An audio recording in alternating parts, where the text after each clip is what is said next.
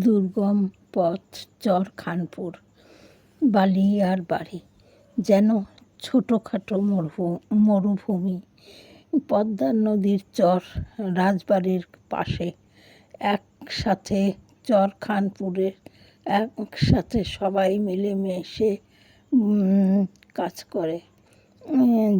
সেখানে চাপান করা সুন্দর চর, সরিষার ক্ষেত দিগন্ত জোড়া আর মসুর ডালের ক্ষেত।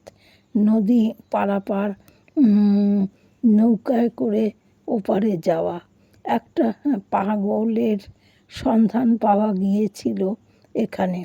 তারপর মানবাধিকার কর্তারা এখানে এসে নিয়ে গিয়েছিল সেই পাগলকে। শীতের সকাল, পদ্মা